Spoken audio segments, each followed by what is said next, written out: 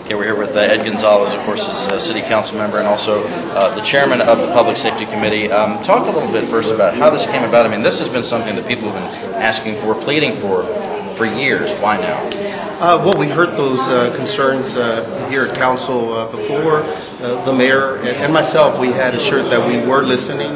We know, bureaucratic process can be slow at times, but we promised that we were listening and considering the feedback. And Attorney Feldman has been working very diligently on trying to wrestle with this and try to find the balance between processes that may already exist and then what the city could possibly do as well. So that's what brings us here today. Yeah, and imagine that the people who are guilty of wage theft are kind of slippery. So trying to figure out a way to go after them can be tough.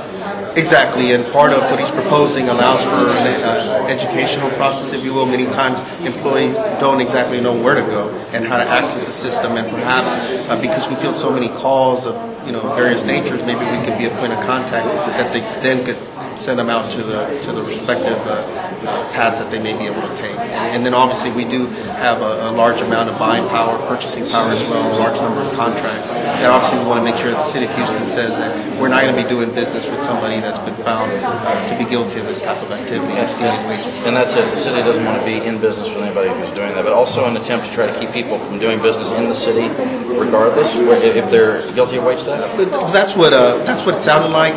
We're going to review the proposal, obviously get more clarification from the city attorney as to beyond the scope of just city contracts. But obviously there is a watch list, at least to put us on notice, because they could potentially at some point come forward for a contract. And so we want to make sure that we're aware so that if it does come up, then somebody can have eyes on it and make sure that we're not doing business with that type of. What about the concern that the city would become bogged down in doing this? The city attorney said, look, we're trying to do this in a way we're not setting up a complete new department, we're not setting up a whole other layer of government.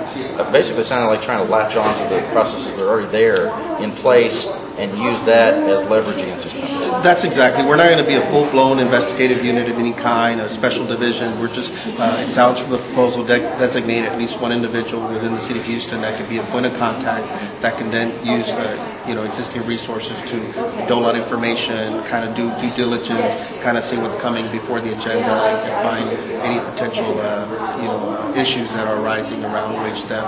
And so we think it's a good starting point. As we heard that term used a lot. We feel it's a major step forward because nothing has been done, and much is needed. So we think that what he's bringing forward is something reasonable, sensible plan to move forward that the city could implement, because you don't want to create something so big and manageable that we can execute. Well, and this plan, as you said, came together fairly quickly. So what's the process now? What will happen next? Well, I think city attorney was present. We heard from a large number of public comment, obviously unanimous support from what we heard today. So it'll be something that will now be moved back to the administration, to the mayor's office, along with city attorney, and some of the feedback heard from the public and my colleagues as well. And then we'll consider next steps. The likely step would be, are there any revisions that need to be done, either strengthen or soften in any way, and then also, or leave it as it is, and then most likely move it to city council here in the near future, I believe. Would that be a pretty aggressive timeline? Yes, now that it's come forward and it's been made public, and there'll be an opportunity for public comment, then leave it obviously to the mayor for them to determine the timeline, but very likely to come before city council. So Councilman, thank you. Thank you.